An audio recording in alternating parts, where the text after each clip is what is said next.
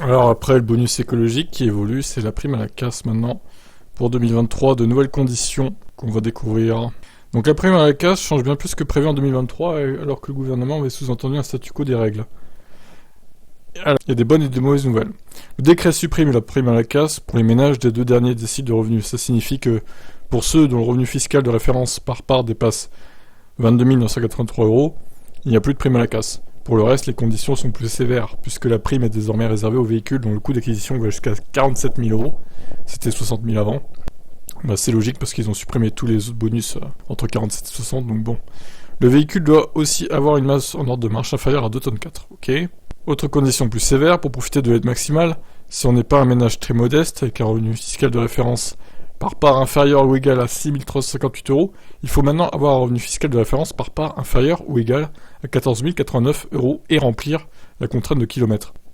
C'est-à-dire avoir une distance entre son domicile et son lieu de travail supérieure à 30 km ou faire plus de 12 000 km par an dans le cadre de son activité professionnelle avec son véhicule personnel. Ah oui d'accord, ok, voyons. Il y a quand même une bonne nouvelle, si vous êtes dans ce cas, la prime à la casse augmente. Pour un véhicule électrique ou hydrogène, la prime passe à 6 000 €, alors que l'ancien montant était de 5 000 €. Pour les modèles thermiques critère 1, l'aide est de 4 000 €, avant c'était 3 000. Si vous êtes sous 14 089 €, mais sans avoir le bon nombre de kilomètres, l'aide pour une électrique ou une hydrogène est de 2 500 €.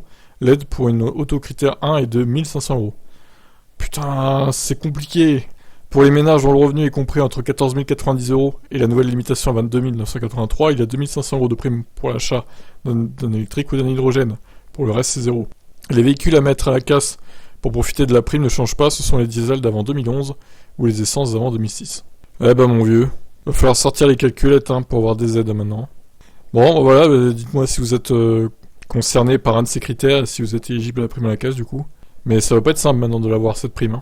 Ça l'était déjà pas avant, maintenant ça va être encore pire. Bon, je vous laisse commenter.